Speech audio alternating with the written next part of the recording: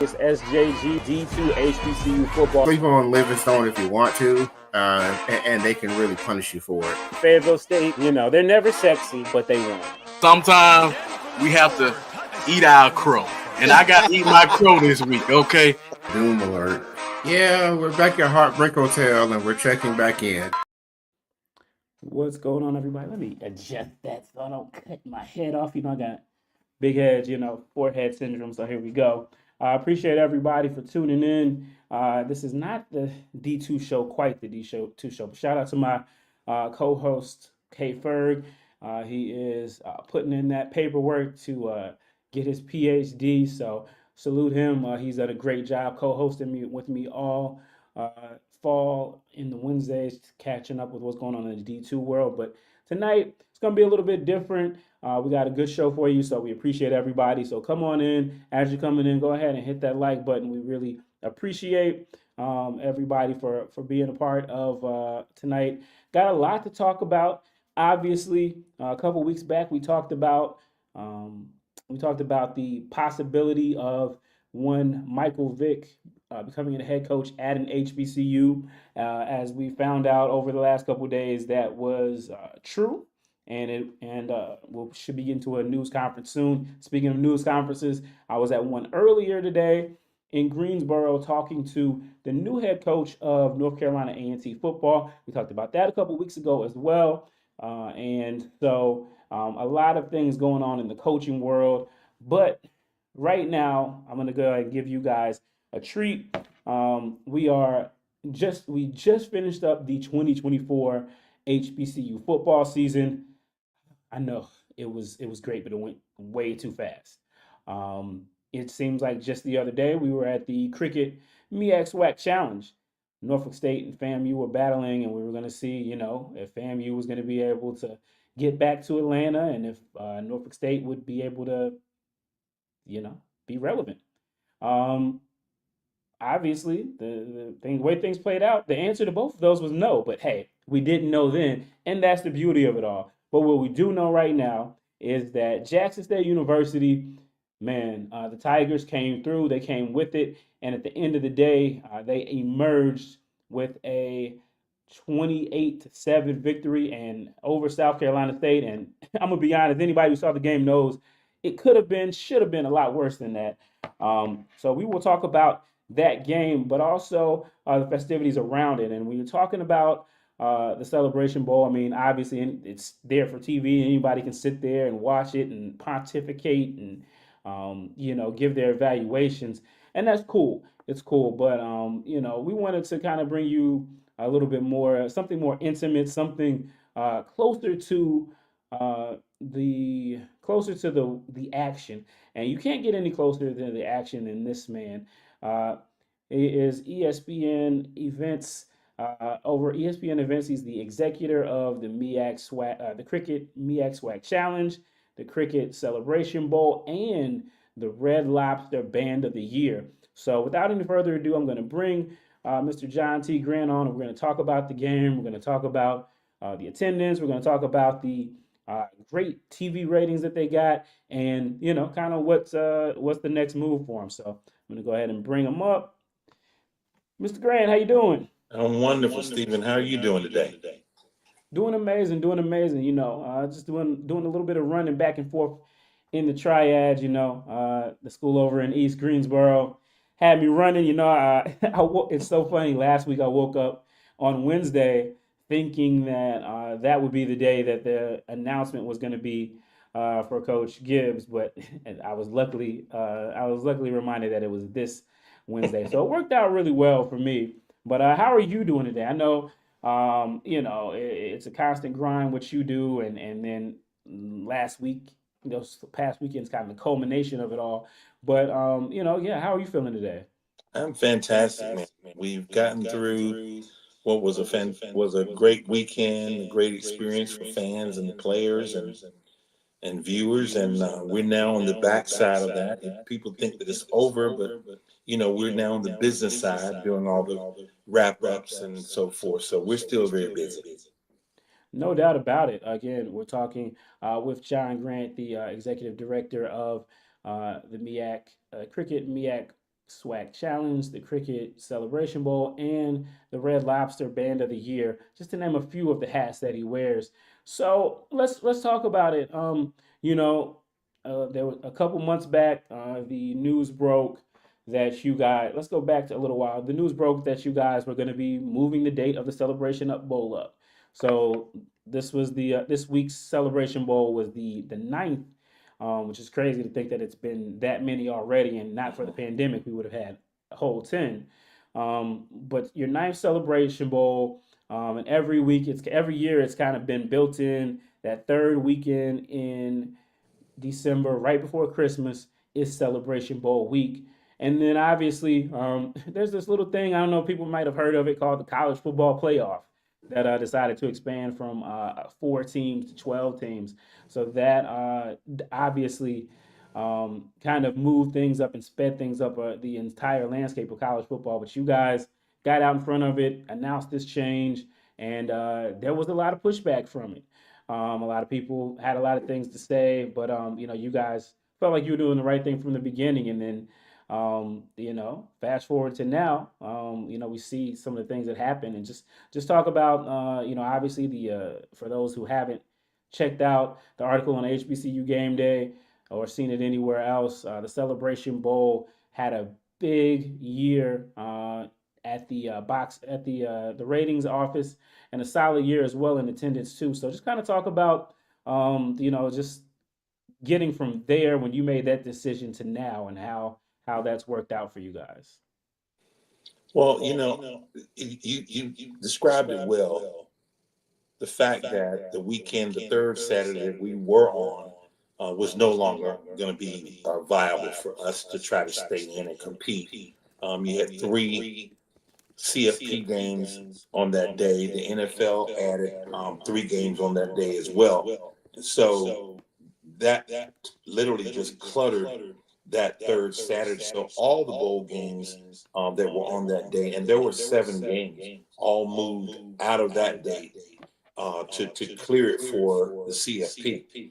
Well, that meant that we had to really evaluate and look what was going to be the best option for the Cricket Celebration Bowl to maintain one that we could first. How do we maintain the ABC network? That was going to be key. And then how do we also not get buried in the bowl season and be during the week or at some period of time that was going to be either in January, which we knew that would not. So the best option for us was moving up a week to the second Saturday. You were right. We did get some feedback, but anytime you make a change, you're going to get that. But you have to continue forward and doing what you know is right, based on the data and the facts that you had before us. And we think we did the right thing at that time, working with our conference partners, NEAC and SWAC as well. And the results of that, we did have a little bit of a dip in attendance, but that's to be expected when you make a change.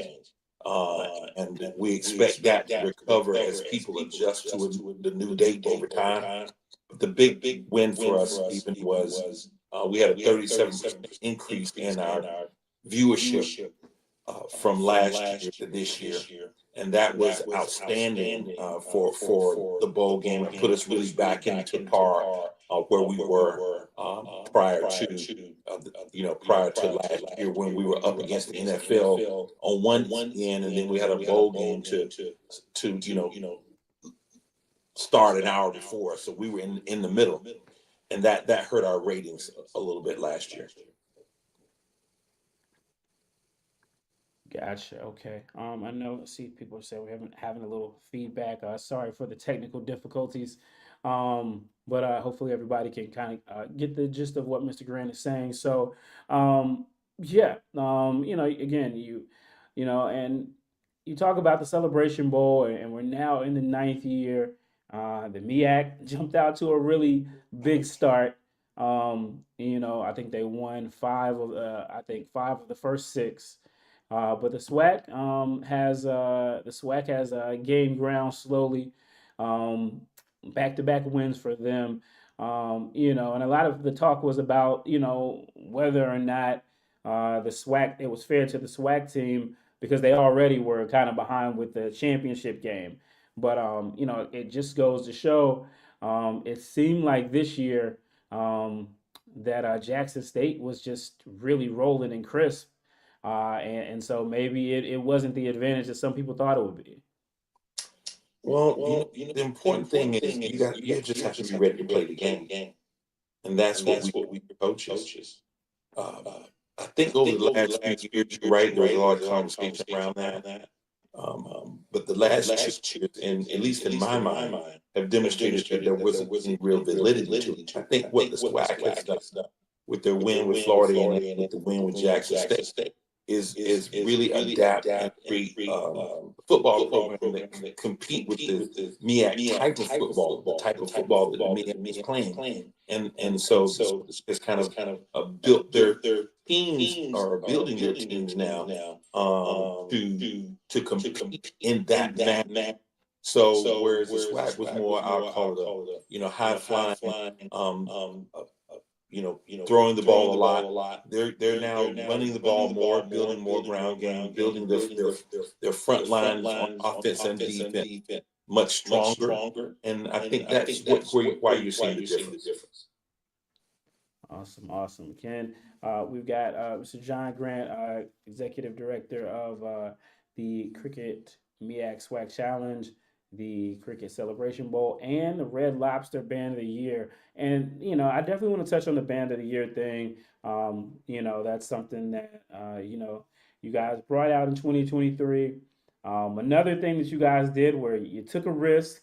I never was a band guy. I've kind of always been like, yeah, I don't really know how to do the band thing, how that would work because of how to score it. But you guys, took the end, again, most of the battle of the bands that you see, everybody just kind of plays their stuff and everybody goes home thinking that their favorite band was the one that won.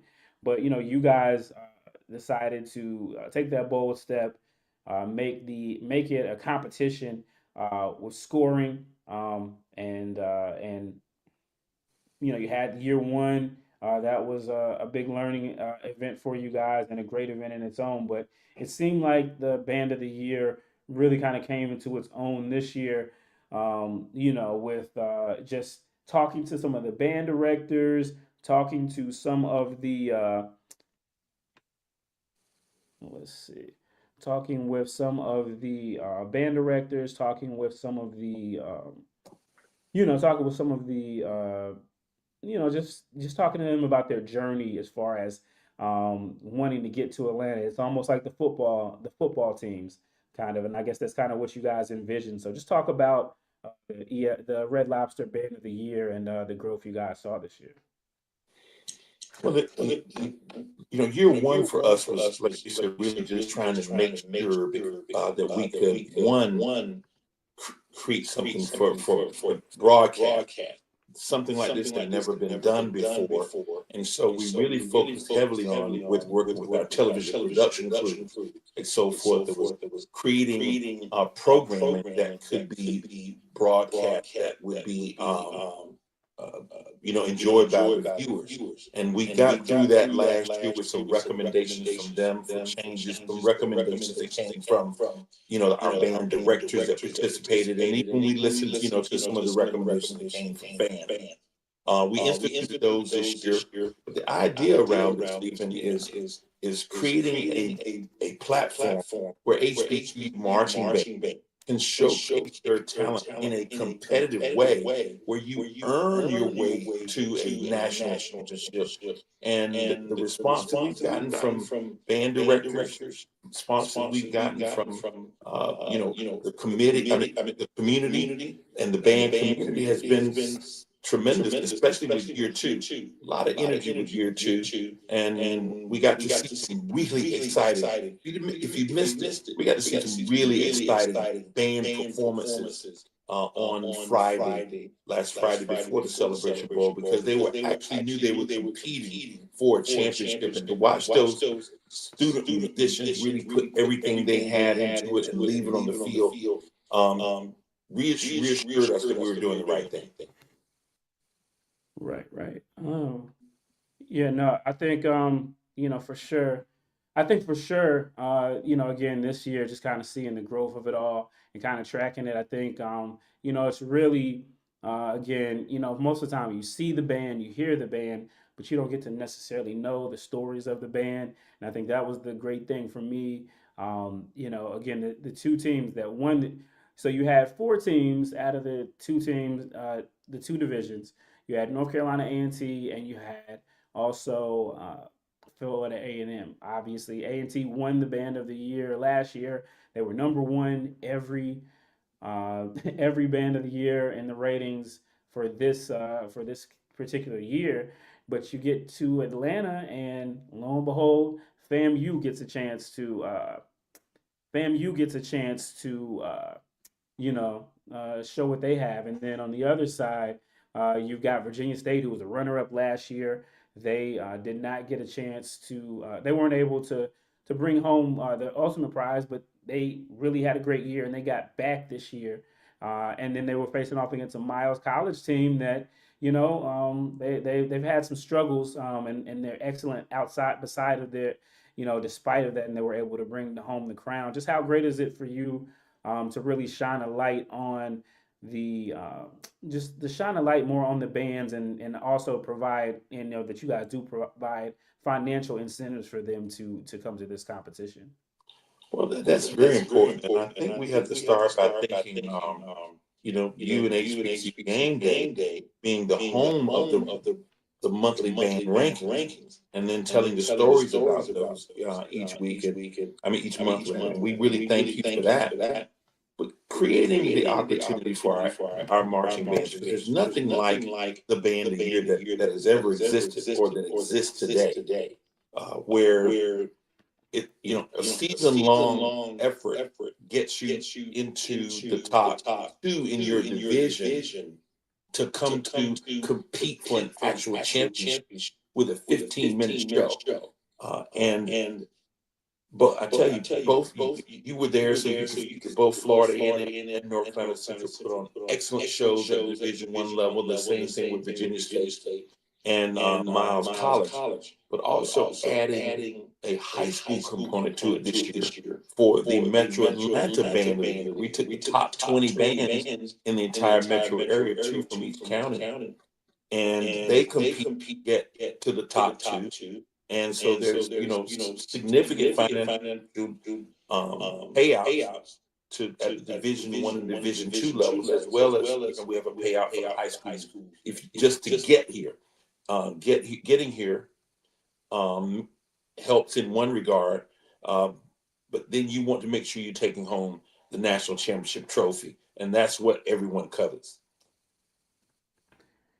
Yeah, no doubt about it. So, I appreciate that insight for sure. And I thought, as we get to wrap up here with Mr. Grant, because I appreciate him for his time. I know he's got a lot of folks that are wanting to talk to him, and again, get a chance to get a little bit of respite for all the work that they put in. But I guess for me, again, 9 years of this. The excitement continues to build, and it continues to really, kind of be a cornerstone event in HBCU sports. I think it's kind of like, it's some people have called it the HBCUs. Even though we're, in college football, people have called it the HBCU Super Bowl.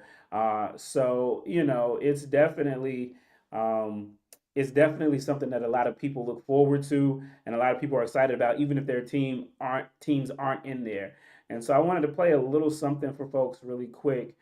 So I was at my hotel on Friday after working all day, waiting to go up to my hotel room to get some DoorDash, but I was in a hotel that was full of folks, a hotel lobby that was full of folks, of people who were anticipating the Celebration Bowl the following day. And I just happened to catch a little back and forth, and wanted you kind of see what you guys have created, and see the excitement and the pride that is coming from the celebration. Eric, they gave you the same story. Your guys did. What that feels to you? Good. A little bit of the back and forth between the players. on Thursday night. I ain't never seen a Bulldog beat no Tiger.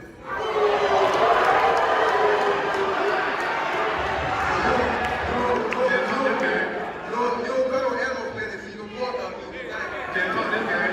Can't talk this guy.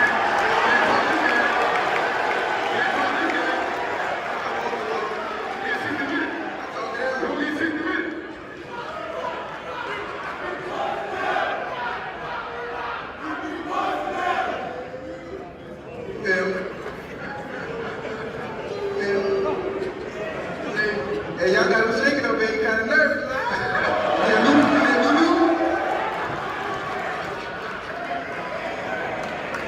Don't get 60 minutes, big dog. It's okay, man. Don't get 60 minutes, big dog.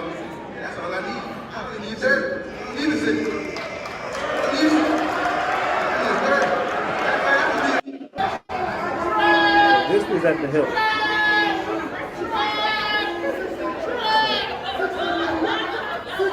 These were MEAC and SWAC fans.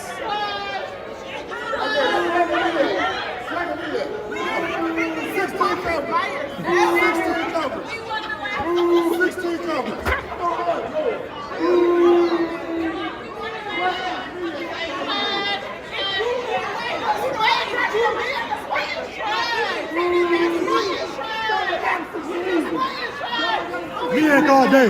MEAC all day. Southbound State all day. MEAC all day. Southbound State all day. And so there was that, and then a couple moments later,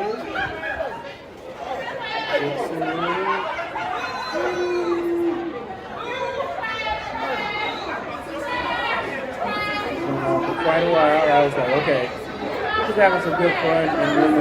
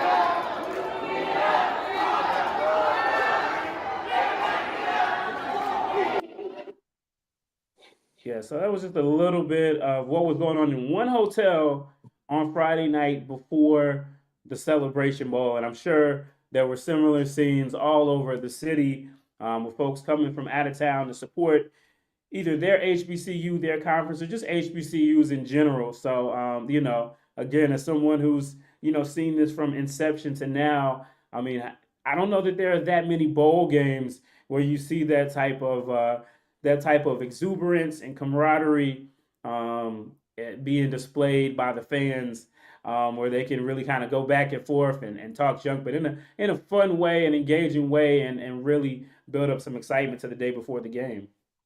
Well, I think that's really the core of what HBCU football and the experiences are about, Stephen. Fans can come together, they can root, and we cheer, for our teams, etc. We go into the game, and we cheer very hard for in support of the teams that we support, and those that aren't even connected with either team, they're cheering for their conference. If you're not connected with the conference, you're there supporting your friends and just having a great time. And then after the game, we come back out and we're a family again. And that's the magic of the cultural significance of what the Celebration Bowl and the atmosphere around it can create. And you said it earlier. Our objective is to build a Super Bowl-like experience for the players who participate, the fans who attend, and then certainly the fans who tune in and watch. Because I want you to imagine that if you can't come to the game, you'll do what everyone does on Super Bowl Sunday. They'll either have a Super Bowl party watch party or they're going to go to someone's place for a watch party. And, we're envisioning, celebration bowl brunch parties where people will get up, they'll have set up brunches and they'll go and watch it with their friends if they can't make it here from across the country. So that's our vision. And we believe that we're on the cusp of really making that happen. Yeah, no doubt about it. And we'll get ready to let you off here, but I will bring along my friend Lut Williams from the Black College Sports page, just so we'll have a chance. He'll have a chance to ask a question of you if he would like, or say anything before we bid you adieu and talk about some of this other news. He's still actually in Atlanta, visiting some family there, and so Lut, you got any questions for Mr. Grant? Loot. Thanks for having me, Steve, and John. Congratulations on another great event, a series of events that lasted several days in Atlanta, culminating with a great game. I think one of the questions that some of the people online that chat, they asked, I know that the game right now deals with $1 million to each conference, and they decide how they split it up in terms of that. And I know you always compare how this game does in terms of its ratings with other games of bowl games as well as FCS championships. I think they have every year you've probably outdrawn in terms of attendance as well as in terms of exposure, and TV ratings have done better than the FCS championship game. What is the possibility? And I guess it's kind of probably related to how long the contract is still in place. But what is the possibility of raising the amount of money that goes to each of the conferences? How long is the contract that you currently have, and what's the possibility that number will go up in the future? Well, Luke, that's a very good question. And to answer you, the number has already gone up. It's gone up from when we started in 2015. It's gone up a couple of times, and it's slated now because we have 2 years left. I believe it's flat for the next two. So the contract we have actually ends in 2026. And, there are conversations being had. Obviously, there's a commitment on both sides with the conferences as well as with ESPN events to continue this. And I do foresee, again, I'm not the person that negotiates that, so I don't want to give anyone the impression that's in my will. But I'm certain that there's going to be, as this continues to grow and be successful, that there's going to be adjustments up. But let me also say that, so that we put it in perspective for the fans, ESPN operates 18 bowl games, 18 that we own and operate. And our payout in the Celebration Bowl is the third highest. And we're the only FCS game, but it's the third highest behind the Texas Bowl and the Las Vegas Bowl. And both of them were dealing with SEC and Big 12 schools. And so to have that. This would be with non-BCS bowl games, the ones that are not connected to the national championship on the Division I level. That is correct. That is correct. They're not including the Rose Bowl, Orange Bowl. Yeah, that's correct. Gotcha. So they're the non. Thank you, Luke, for clarifying that. But they're not a part of the college ball playoff system and series. They're not a part of the New Year's Six that are also housing some of those playoff games. But when you take those games out, let's take out the New Year's Six and the championship. That leaves you with 36 games. Where you've now and so the playoff games aren't considered bowl games, the playoffs that have been added. So when you take the New Year's Six out and remaining 36, when you look at viewership, we're at like number 7 in total viewership, and when you look at attendance, we're like number 4 of the remaining 36 games, and we're an FCS HBCU property. Right. So it's important for everyone to understand the scale that we have. And when I'm at a bowl meeting, which I was this year, and gentleman puts his hand on my shoulder sitting at an executive meeting and says, you know, you guys are overachieving. We, whoever we is, we never anticipated that, you know, your bowl game, the Celebration Bowl, would be what it has become. And, you know, my response was simply this, I want to thank you for the compliment. But now I want you to imagine where we're going to be when we're as old as you are. And we're only this year, we're in our 9th year. We were just serving our 9th year. We're still a baby in the scope of bowls. You got, the Chick-fil-A Bowl here in Atlanta. They're 57 years old, and we're 9. So I think oftentimes and our fans and people who look at this don't necessarily understand and rightfully so, the context, the scale and the scope of what we have. And I'll be candid with you. I thought I knew college football until I got into this, and I got to really be under the hood and look under the covers and be behind the scenes and be in the mix. And I will tell you without question, not because I'm doing it. I'm telling you, Luke, Stephen, and the fans out there that are listening, we're sitting on a gold mine. We're sitting on a gold mine.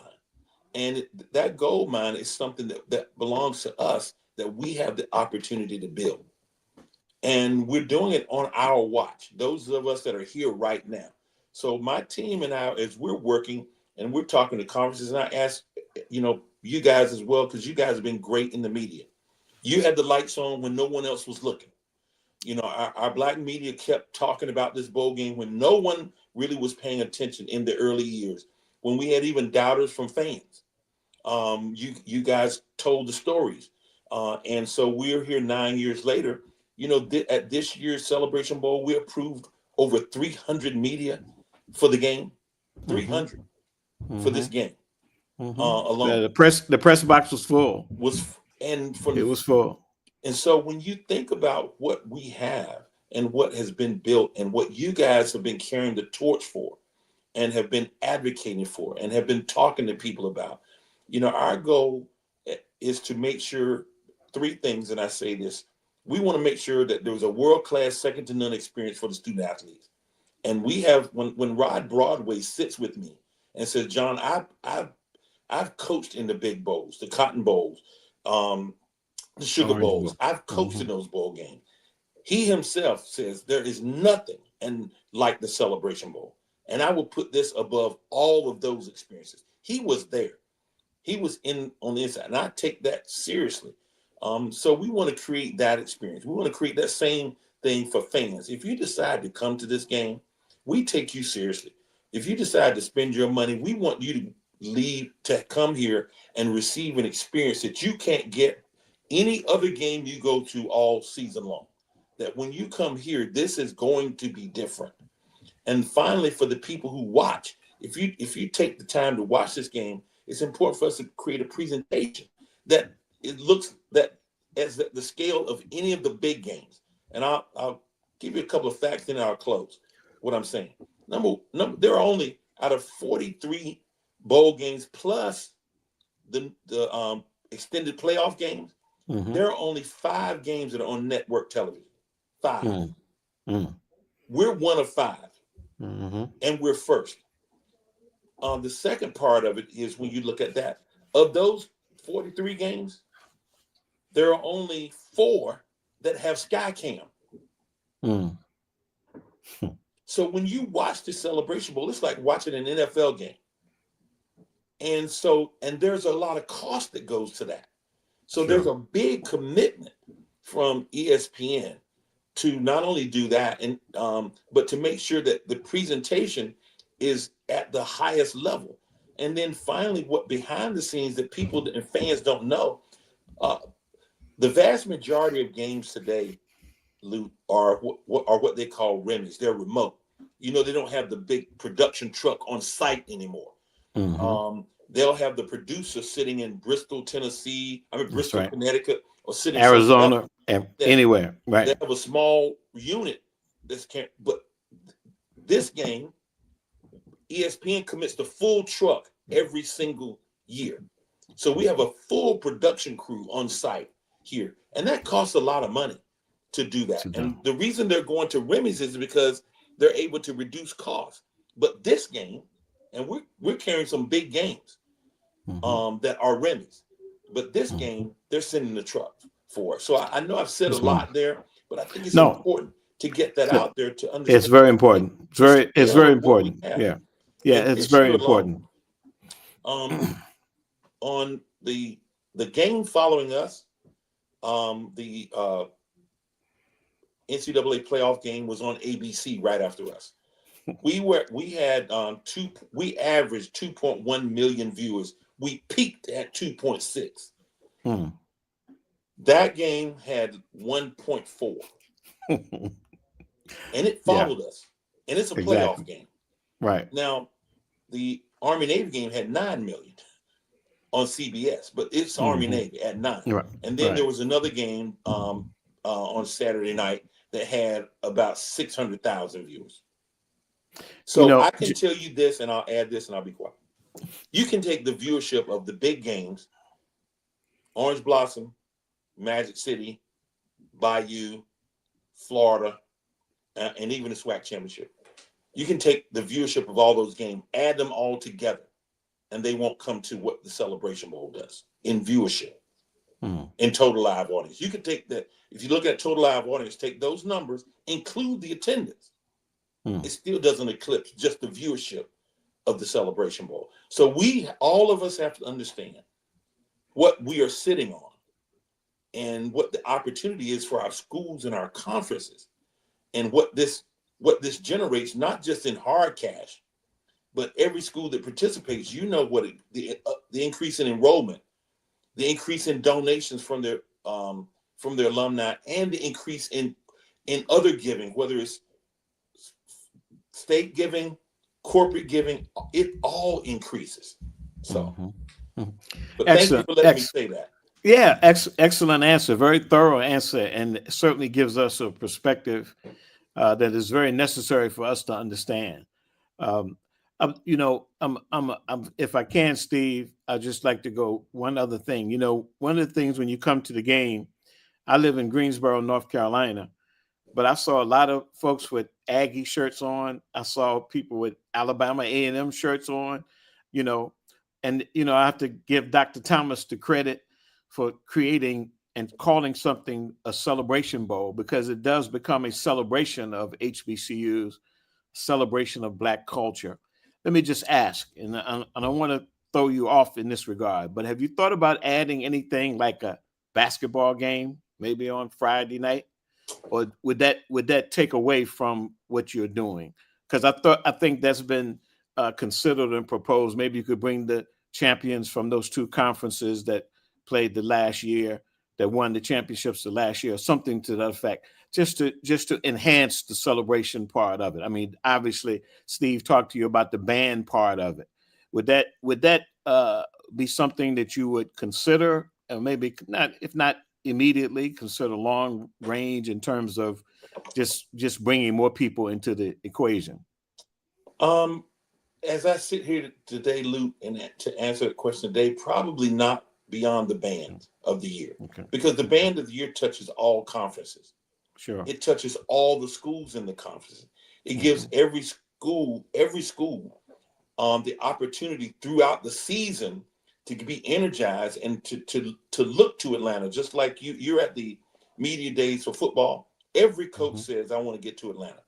If you talk to every band director in August, every one of them saying, I want to get to Atlanta. So we believe, and I believe in my heart, that the band of the year is going to rival the Celebration Bowl.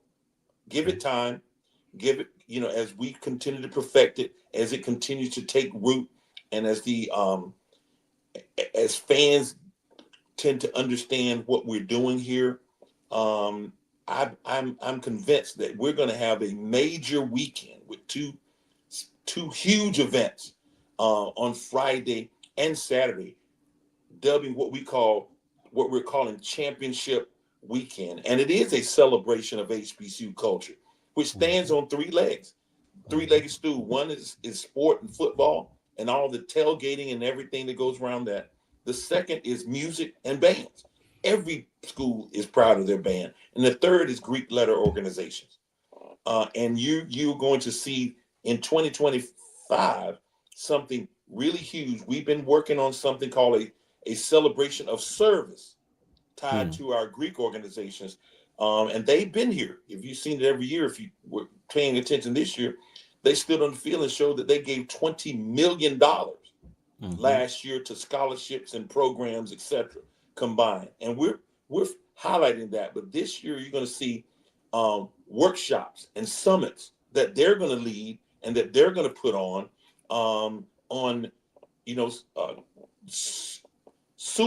community social change and setting national agendas to go out and send people back across the country. That's what you're going to see this year as well. It's wonderful. Wonderful. Thanks so much, John. Thank you. Yeah, no doubt. Steve, back to you, Steve. I do have the one thing, Luke. I'll never forget the great question that you asked me. It might have been the first year of the Celebration Bowl. And that question was about viewership and attendance. And I want you to know it was a great question. It was a motivating question for us. And I hope that, like 9 years later, that because we were early in it now, that we're all seeing that, look, eyeballs matter.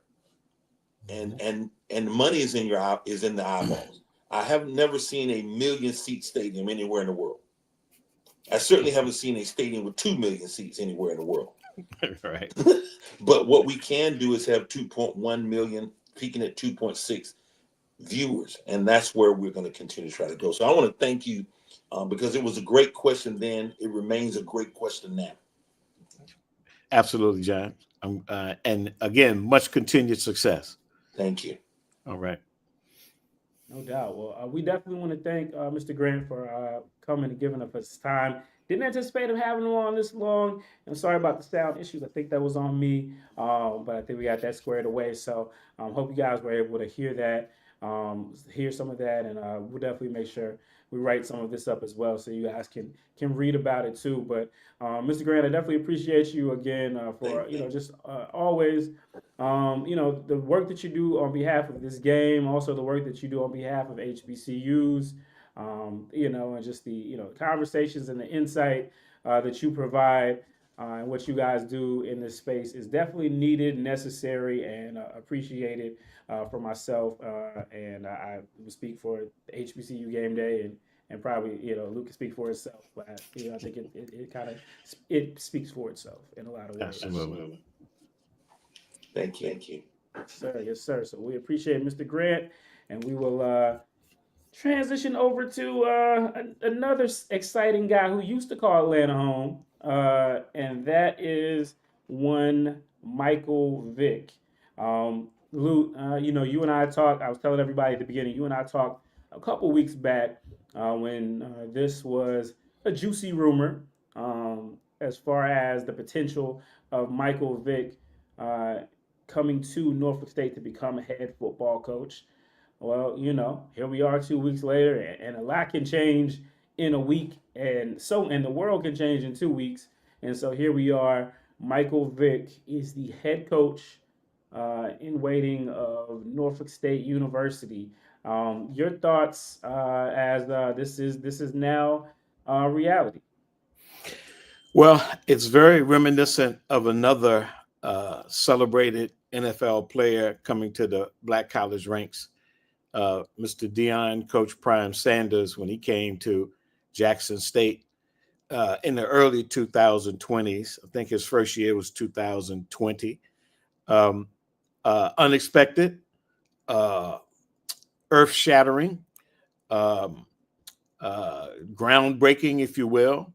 I think it was a similar situation in terms of Michael Vick and his name being put in. I said when Deion got the job, Michael Strahan of Good Morning America interviewed him on a morning show on ABC. And if the people at Norfolk State have any sense, the marketing people, the promotions people, they're calling Michael Strahan now making sure that Michael Vick will be interviewed this week on Good Morning America as well. Michael Vick's name, I wouldn't say it is as big as Deion Sanders, but certainly in the Tidewater area of Virginia, as well as around the country. Michael Vick is a legendary figure as a player, notwithstanding, regardless of the circumstances that led him to be suspended from the league and actually spend some time in jail. People have forgiven him from that. I think he's made a very concerted effort to show his contrition, to say he learned from his mistake. But the kind of cachet that he brings to the job at Norfolk State, I think, is very similar to what Deion Sanders brought. If you are a top flight recruit in the country, I think that going to Michael Vick, most of these kids are top recruits. They want to play in the NFL, and they want to get the fastest route that they can get to the NFL. Well, I think what you've seen at Jackson State, they've put several players into the NFL.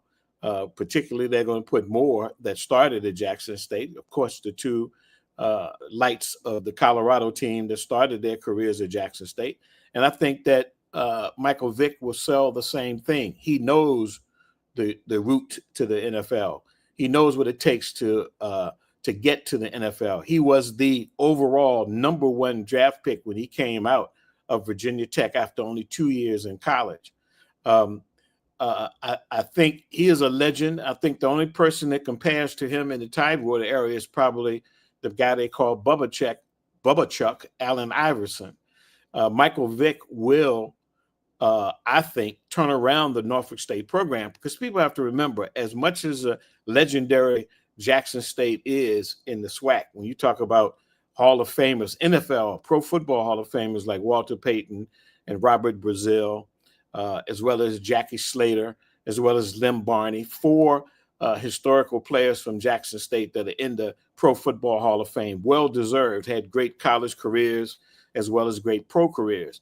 Jackson State was on fumes before Deion Sanders got there. And I think you could say the same thing about Norfolk State. I think since they've joined the MEAC, they've won 1 MEAC championship under former coach Pete Adrian. Fumes would be a nice way of saying it. They've been mediocre my entire life. And Pete Adrian had them very much competing in the MEAC, but they weren't winning. They won 1 championship.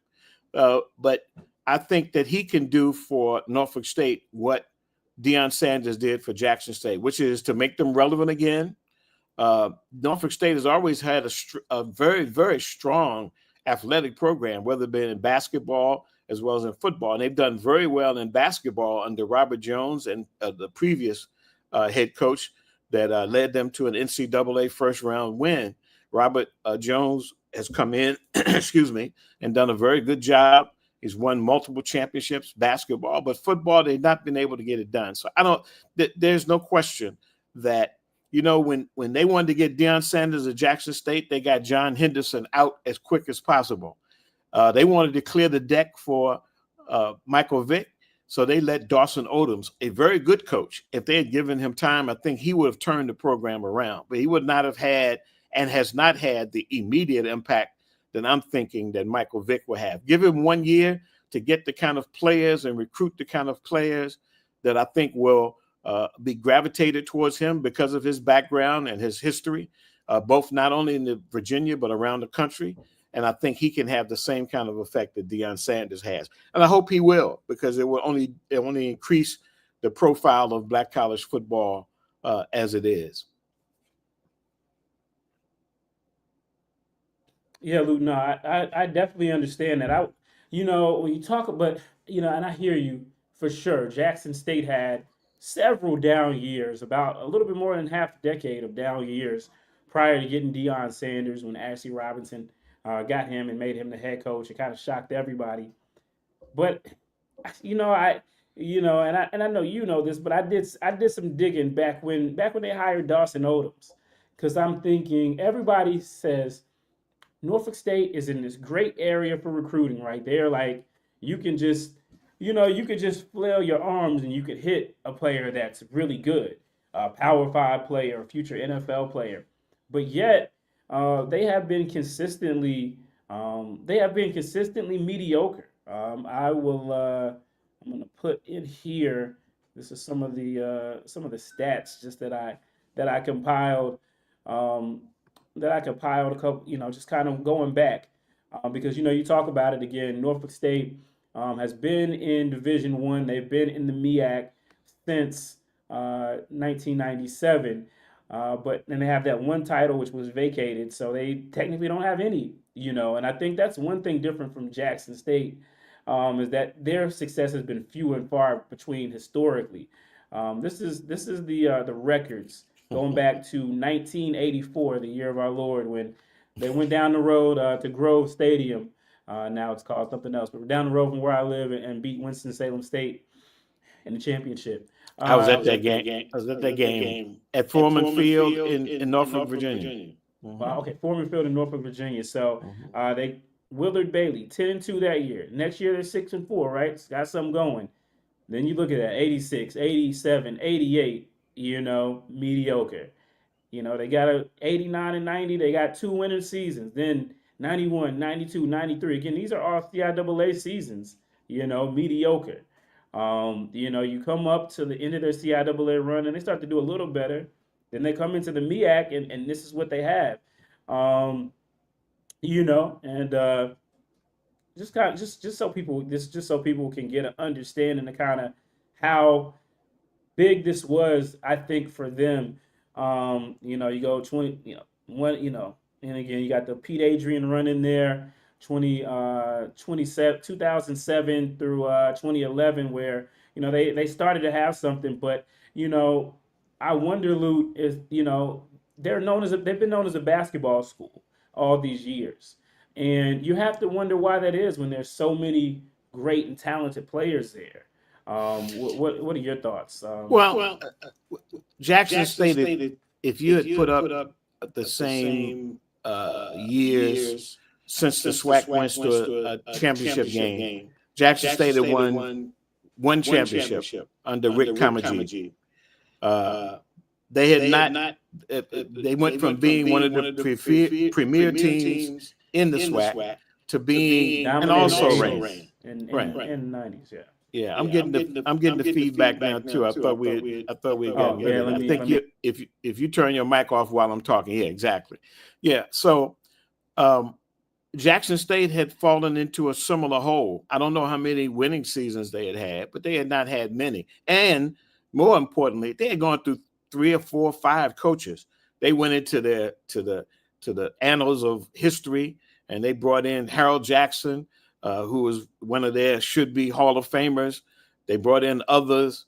They brought in a series of about 5 coaches. So I think it's a very similar kind of situation. And really, if you start talking about who in the country can turn around a program that has an NFL pedigree, people have talked about Ray Lewis. People have talked about what's his name? Kurt, the running back that was one time rumored to be going to Southern. There are others that have seen the Marshall success. Faulk, I believe you're talking about. Marshall Faulk, yeah. They've seen the success of Deion Sanders, and they want to replicate it. They want to replicate that kind of success, that kind of turnaround, that kind of splash into the national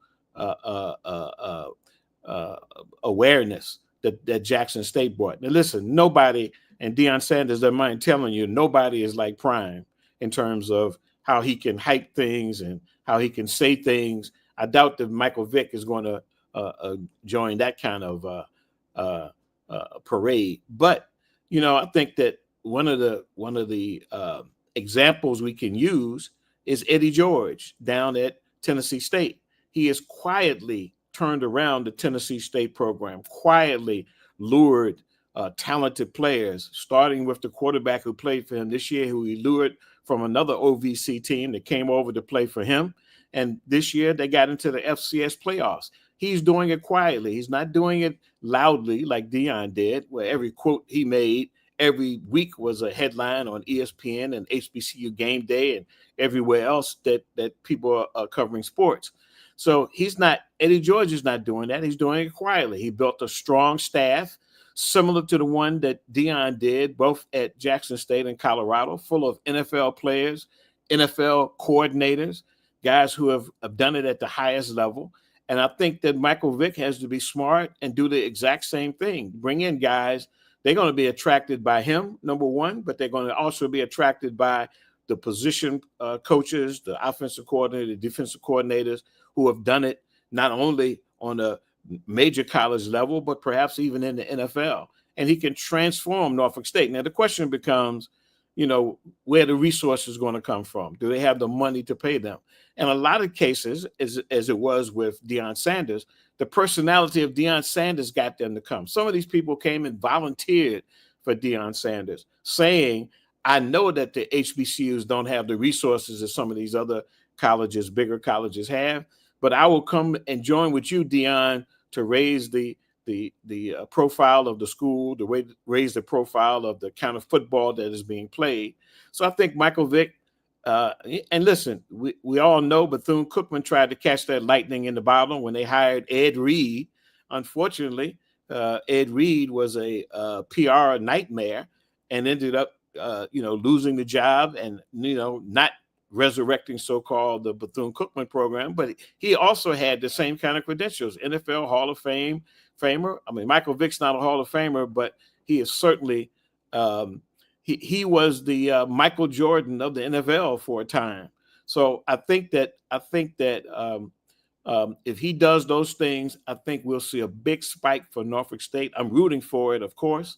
You and I spent a lot of time talking about how significant and how successful Deion Sanders would be at Jackson State. And we talked about how he had to win. He had to win quickly. He didn't win his first year, but the last 2 years were spectacular.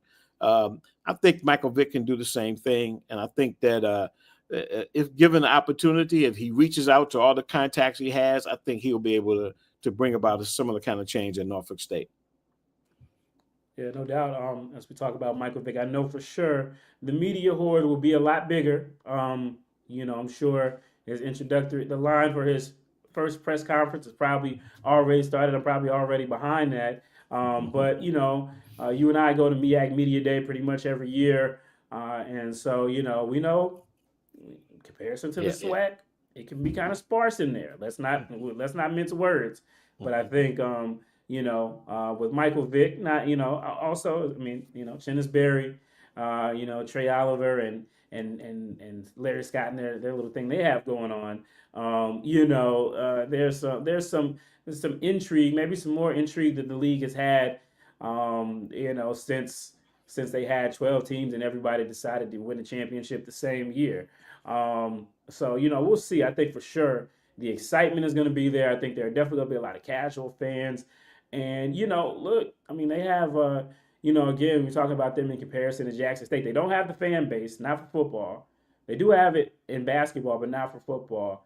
But they do have a sizable stadium. Now, it's not as big as JSU Stadium, but Dick Price Stadium, named after their most successful coach, William Dick Price, who won in the 70s, 3 in a row in the CIAA.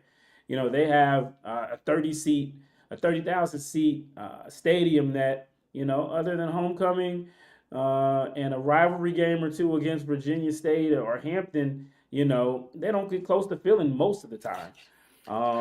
But now I think that's going to change.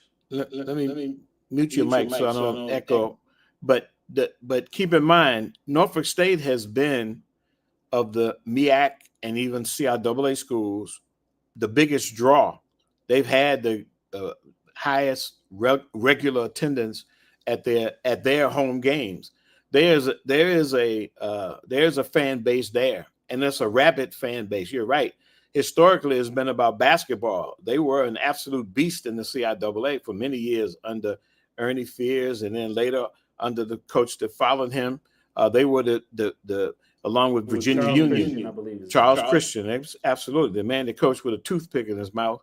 He was a legend, along with Ernie Fears, with the Pee Wee Kirklands and Bobby Dandridges and Charles Bonaparte's.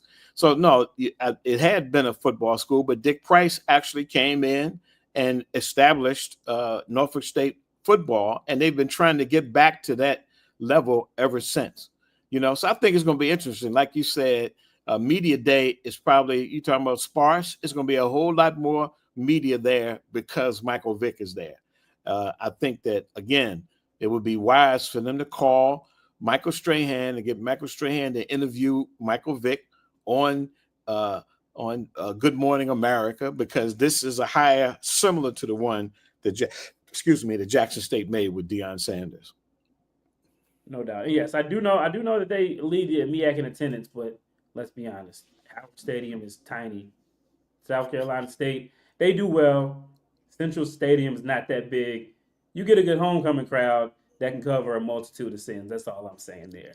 But no, it's definitely going to be something exciting. Again, the MEAC right now, football is a 6-team league where you've had 3 teams in the last 3 years who won the championship, 3 coaches. Be that Trey Oliver over at North Carolina Central, Larry Scott over at Howard, and then now Chinnis Berry there as well. So Mike Vick will be coming there in the mix. Damon Wilson, formerly of Bowie State, he's got his team, inching forward there.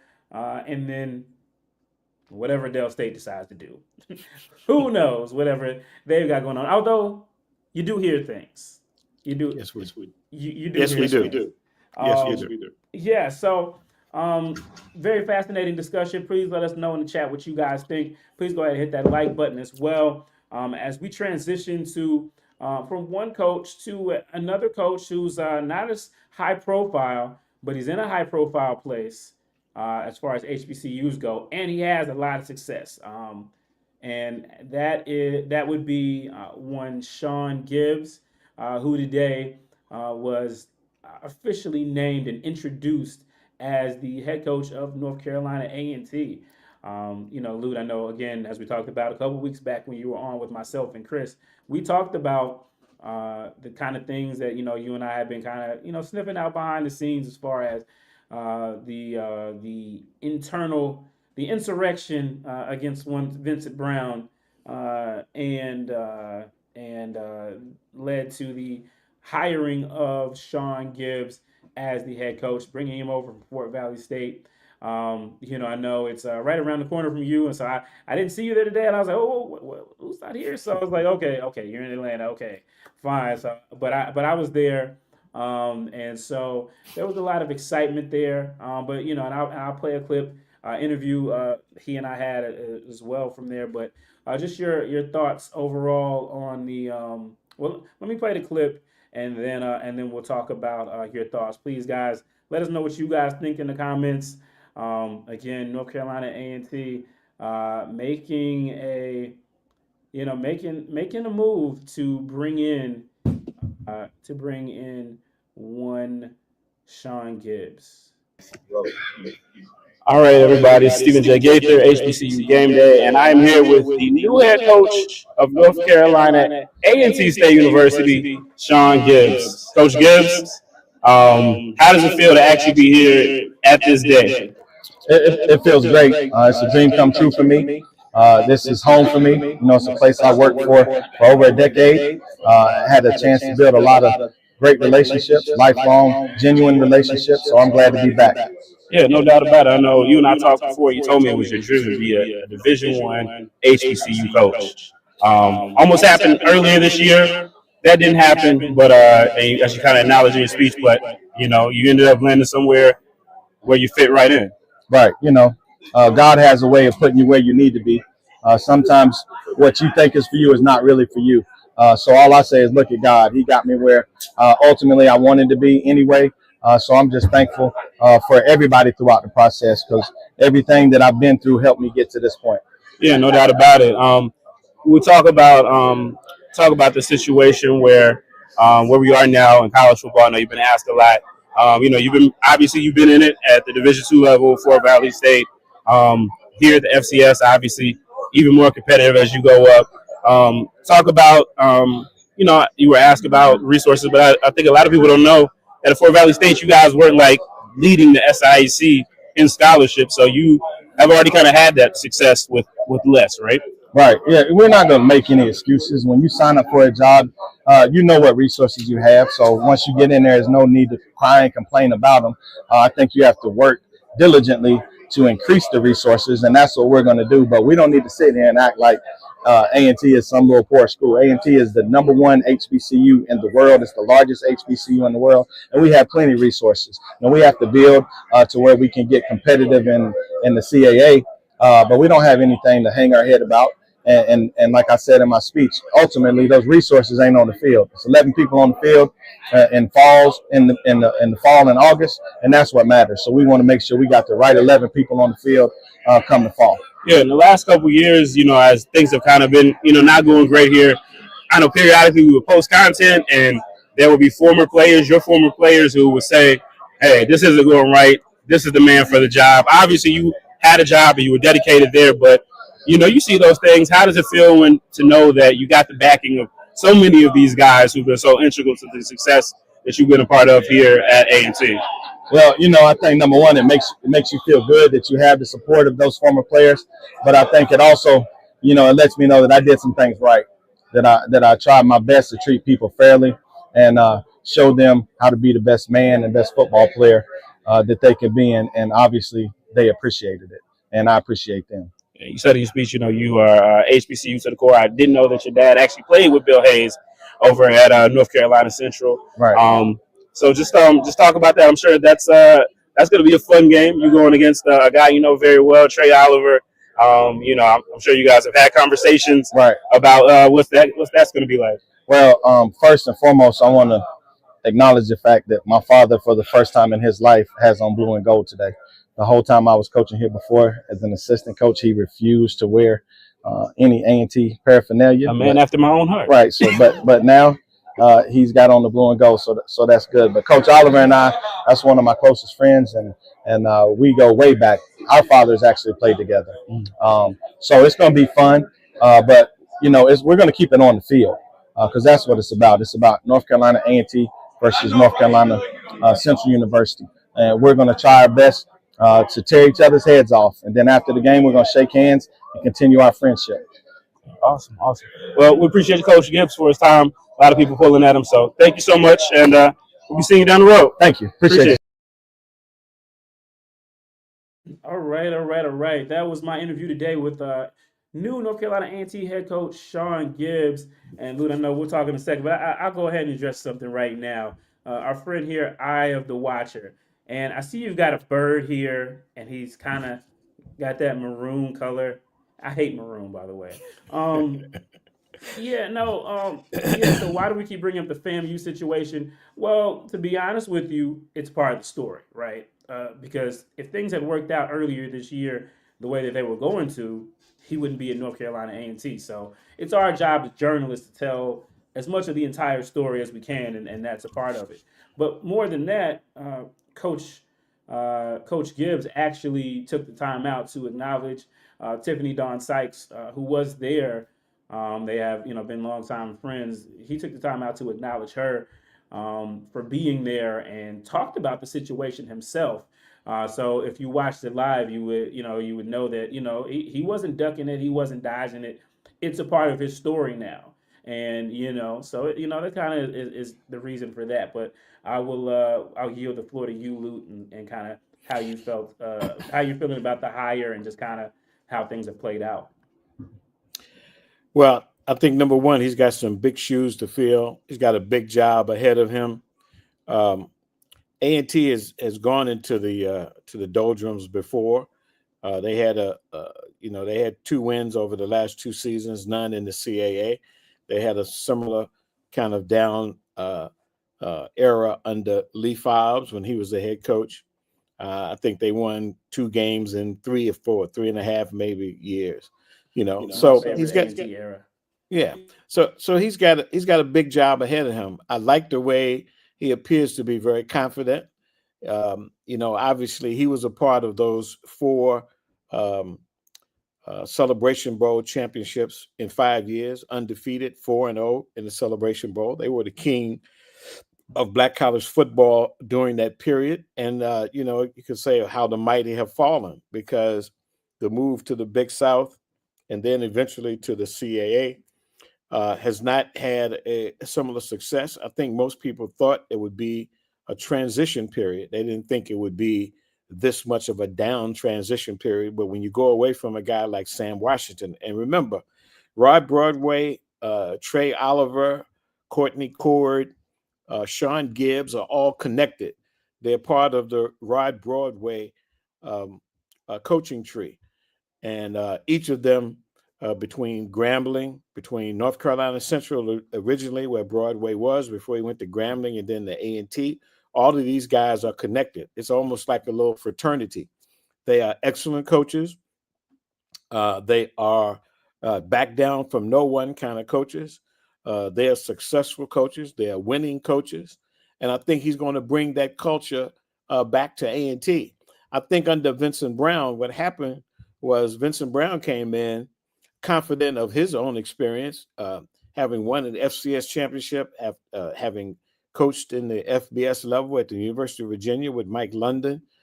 He came in with a lot of confidence that he could not only turn it around, but really continue the success of North Carolina A&T. I would say he failed woefully. And it wasn't because of a lack of trying, but I think it was a kind of a grit that you have to have. And you have to have, it's always important to have a connection to whenever the program was most successful. He didn't have any of that connection. He had certainly success outside of being a coach at A&T. He had success at Howard. He'd been in the HBCU world at Howard. He'd been in the FBS world at Virginia. He had won a national championship at the University of Richmond. He had been with Mike London as he transitioned from Howard to William and Mary.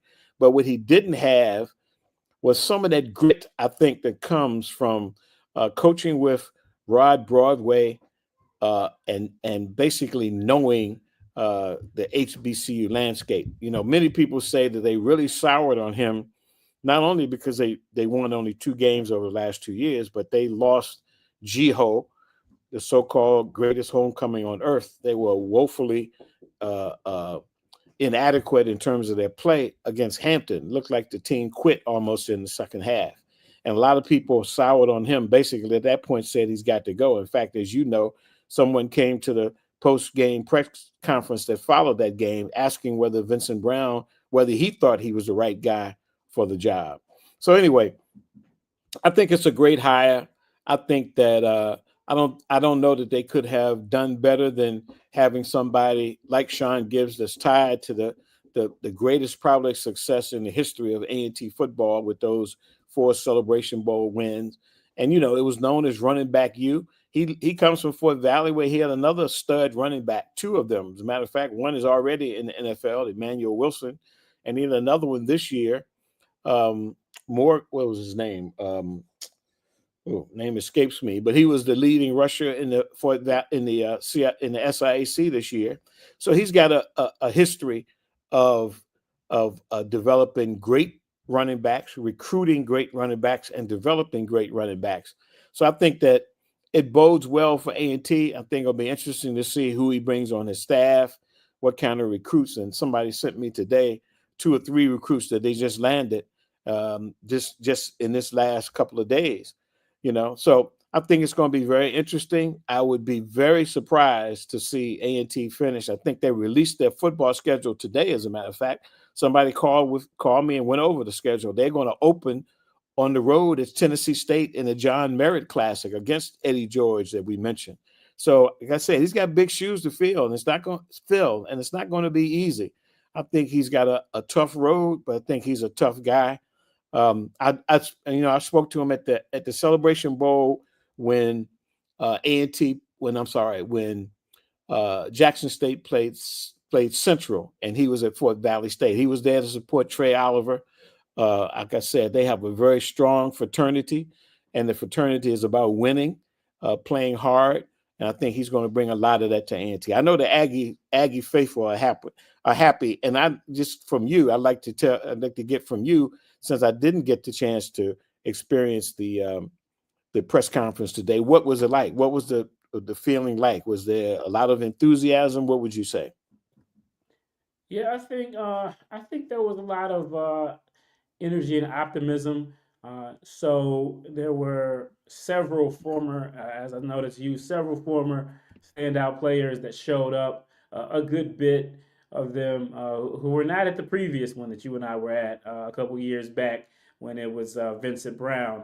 And so, Tariq Cohen, I just saw something a little bit earlier that said that he donated 10,000 already to the program. I did ask him about if he was interested in coaching. He was like, "Nah, not right now." He's just retired recently, but he was there. Lamar Renard was there.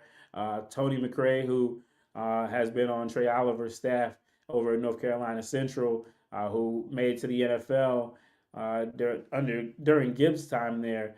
He was there as well as a lot of other guys as well. He actually thanked several people, including Tariq Cohen. As I mentioned, aforementioned, he thanked Tiffany Dawn Sykes. She was there for him. I think a lot of people are just happy for him. I think, and I think this is why, you mentioned the FAMU situation as well, even though he brought it up on his own.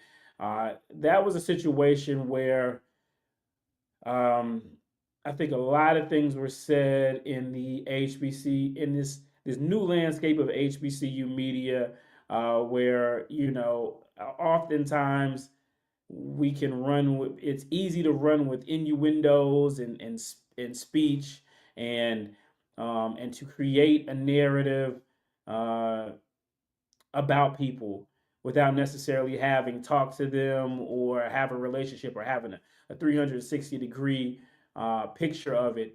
And I think, again, the situation at FAMU that he would have come into was much different than where he's stepping in at A&T now. Again, they were still kind of mad as a hornet's nest that Willie Simmons was gone. And, they had who they wanted in mind. And when his name came up, they've kind of poked every hole that they could poke in his resume. There were some things that were said, suggested about him and other people personally that were really below the pale and nothing that's been founded. And so, and he's a guy who's, by all accounts, everybody who's worked with him, loves him. And there's a lot of admiration for him. Tariq Cohen, talks about, even to this day, he still gives him calls and talks to him not only about football, but about life.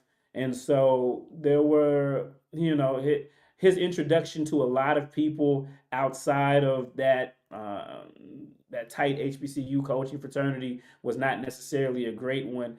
And I think for him, this is a chance for him to get some redemption. And one of the things too, somebody, of course, Aggies being Aggies, there was a gentleman in there who was not a part of the media, but he got the mic. You know how that goes. And he had a question for him about the resources in the CAA.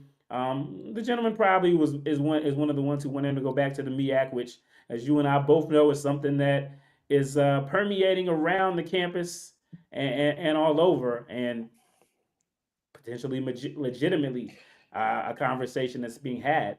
But he wanted to talk about the fact that they had the lowest budget in CAA, and was that a problem? And, to Coach Gibbs' credit, he handled it. No, it's not a problem. As you heard him talk about in our interview, yeah, they may not be at the top of the CAA, but A&T is not a poor school, and that's not going to stop them. And so I think it was just there was a symptom of optimism. When former Coach Brown used to come in, he would say, "It's a beautiful day in Aggie Land." I think that was his. I think that was his stick. And the sun was shining, people were excited, and it seemed like the gang was back together. So it was pretty interesting. But I see you had something you wanted to add.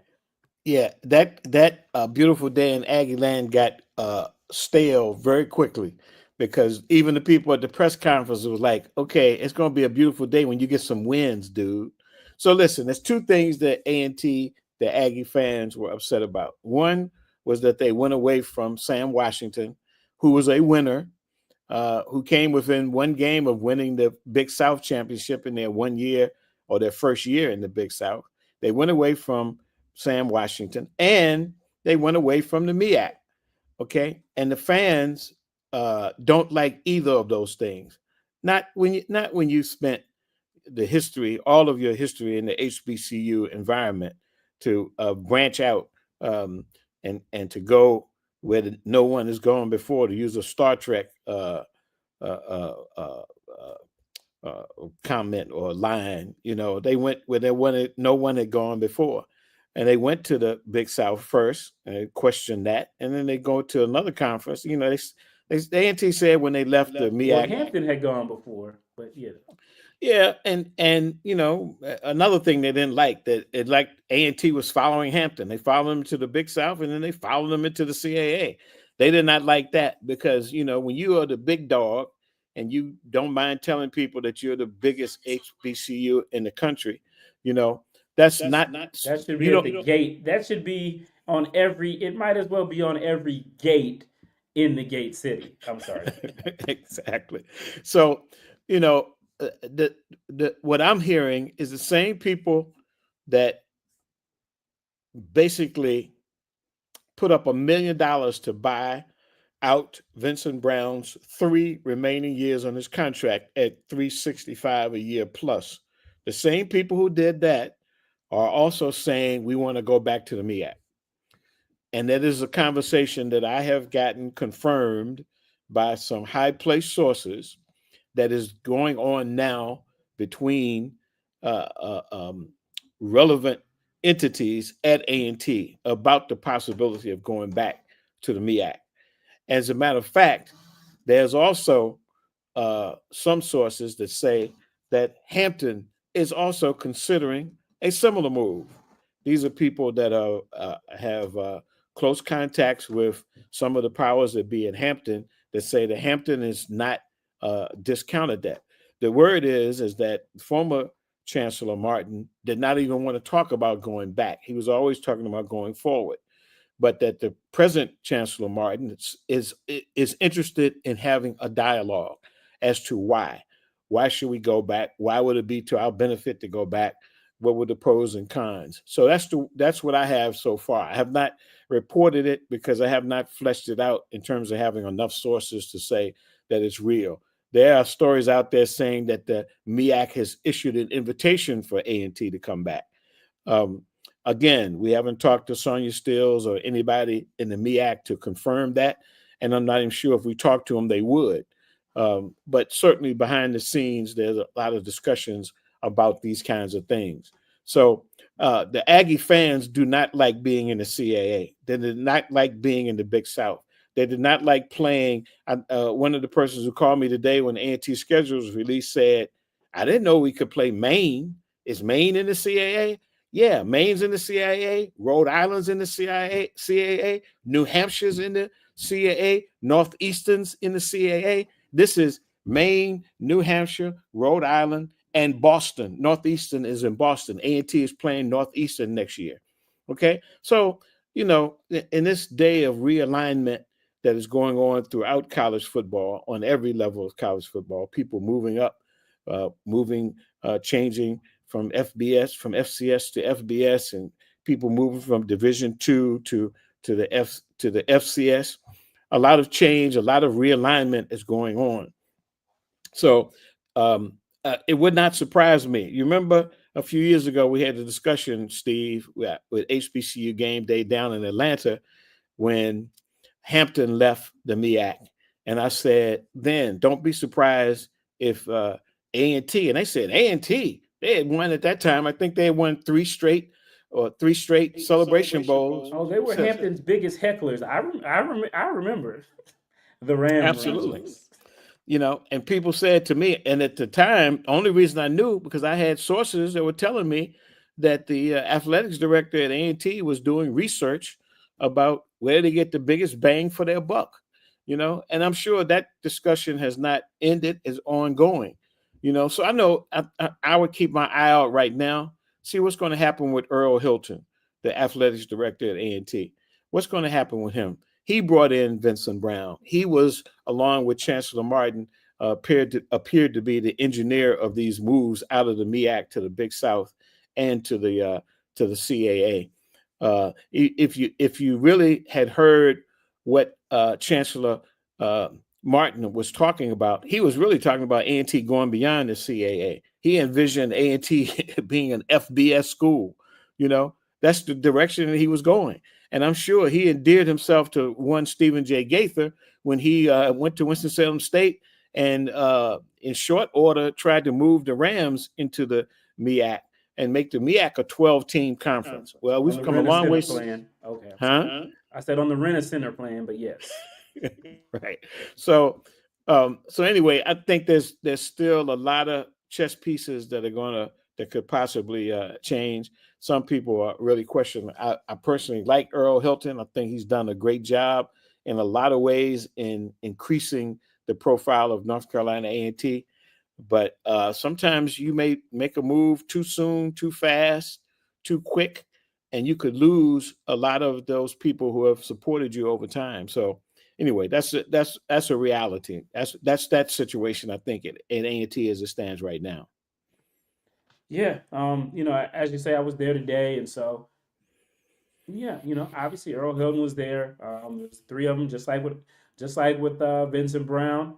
There was new Chancellor Martin. There was Mr. Gibbs, and then on the other side there was Earl Hilton. And it's very interesting. I'll have to go back and look at the placement of look at the placement of the photos of Chancellor Martin, Coach Brown, and A.D. Hilton. I feel like maybe I can't remember. Maybe it was different. Maybe it wasn't. I have to go back and look at my photos. I'm getting a little older now, so I have to make sure I check the memory. Which Lou, I could forget that anyway. But no, I think very valid points. Like we said a couple weeks ago when we talked about this. The Chancellor Martin that was there previously is not the Chancellor Martin that's there now. I did have a brief conversation with him. I didn't accost him about whether or not you're going to move to the MEAC. I thought about it, but I just kind of had a good conversation with him, and he was kind of talking about how he felt like he gave this anecdote about him being a jazz fan and some jazz song. The Chancellor did? Yeah. About, I think it's called "I Do It by Feel" or something by feel, and it's basically talking about how this gentleman didn't have his eyesight, so he had to do everything by feeling, and he had a new one that felt right. And he said this felt right. He seemed like a guy. They're going back to the MEAC. He ain't feeling the CAA. Watch. Yeah, I definitely wouldn't bet my coins against it at this point. Previously, yeah, but again, when presidents change, and I think it's the same. It would potentially be the same situation up in Hampton.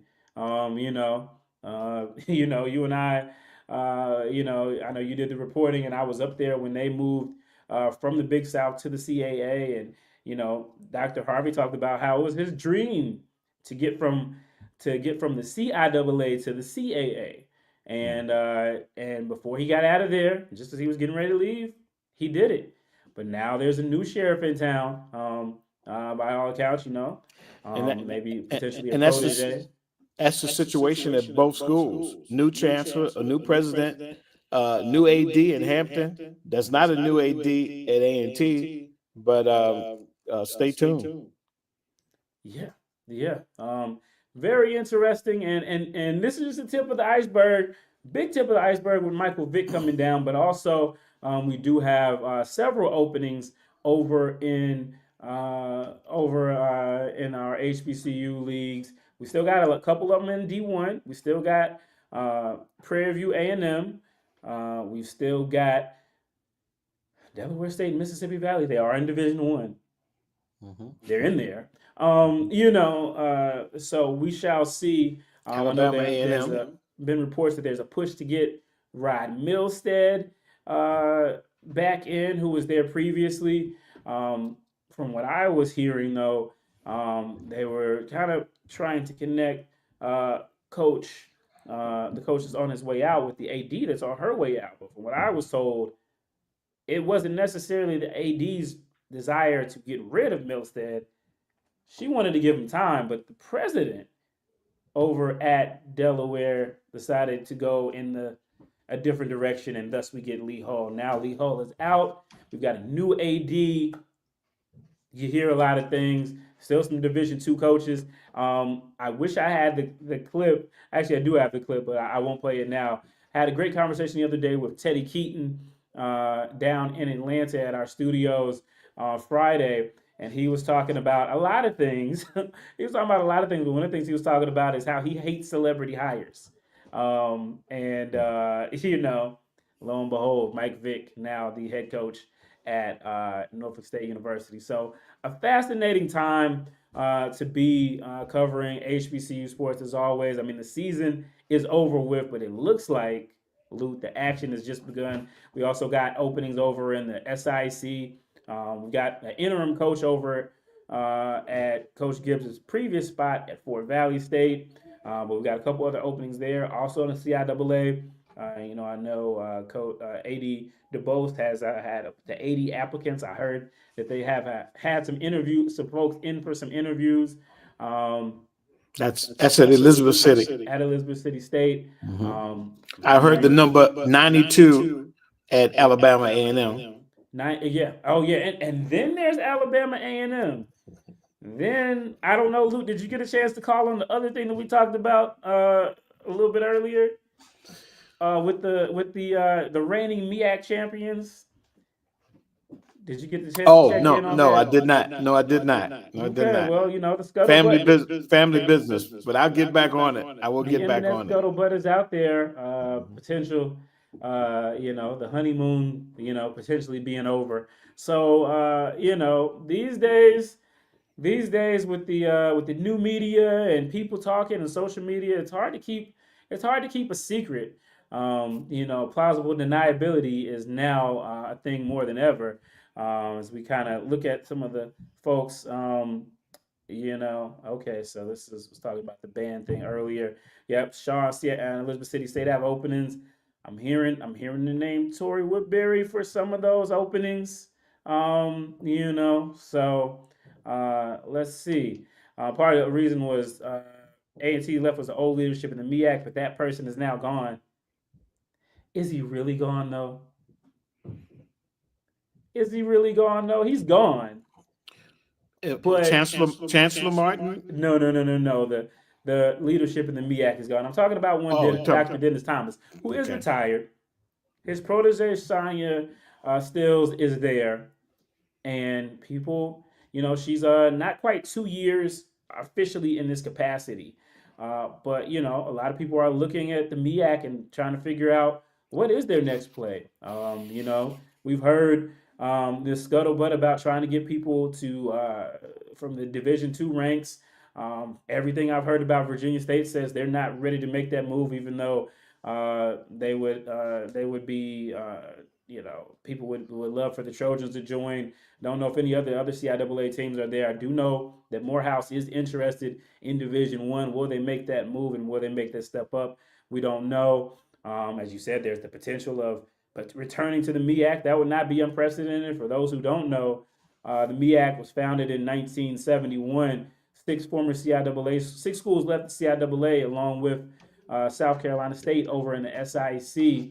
And over the decade, half of them left or tried to leave. Of the original seven, only South Carolina State, Howard University, and University and Del State have not left.